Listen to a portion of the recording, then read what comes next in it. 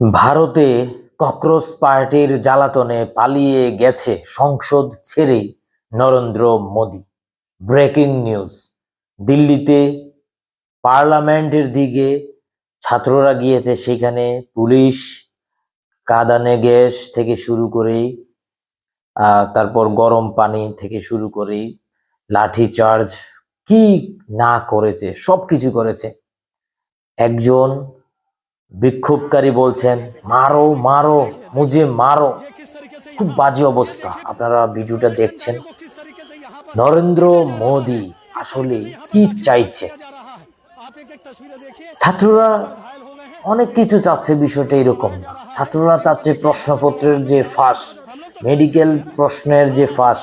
মেডিকেলে একটা জায়গা থেকে 6 জন সর্বোচ্চ নাম্বার পেয়েছে 24 লক্ষ পরীক্ষার্থীর মধ্যে। এমনও আছে 67 জন সর্বোচ্চ মার্ক পেয়েছে এবং 6 জন একই জায়গার। তো অনেক হিসাব নিকাশ আছে। আরো অন্যান্য জায়গায় শিক্ষার্থীরা চরম অবমাননার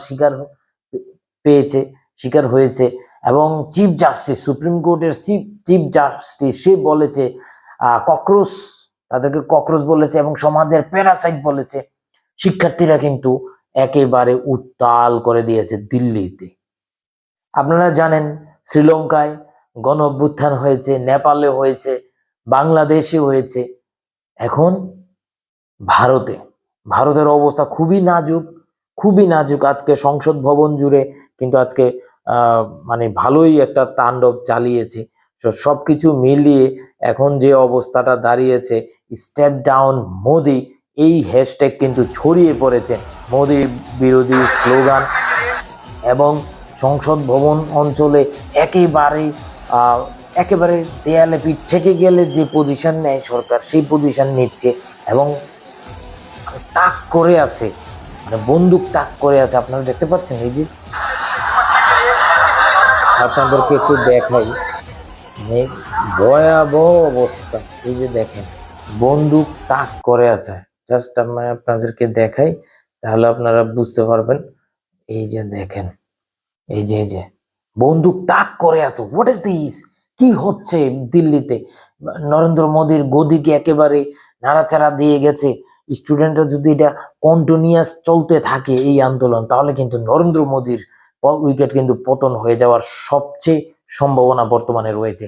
সো আপনাদের কাছে কি মনে হয়? আপনারা যারা দেখছেন, বিষয়টা কিভাবে দেখছেন? এবং ভারতীয় তরুণ যারা আছে, আপনারা আপনাদের যে ধরনের সমস্যা ফেস করছেন, এই ধরনের আন্দোলন বাংলাদেশে হয়েছে, নেপালে হয়েছে এবং শ্রীলঙ্কায় হয়েছে। শ্রীলঙ্কায় সফল, নেপালেও সফল, বাংলাদেশেও সফল। বাংলাদেশে শেখ হাসিনা তো পালিয়ে গেছে ভারতে। এখন যদি ভারতে সরকারের পরিবর্তন ঘটে, শেখ হাসিনার কি হবে? এটা একটা বড় প্রশ্ন। সে হয়তো অন্য কোথাও চলে যেতেও পারে।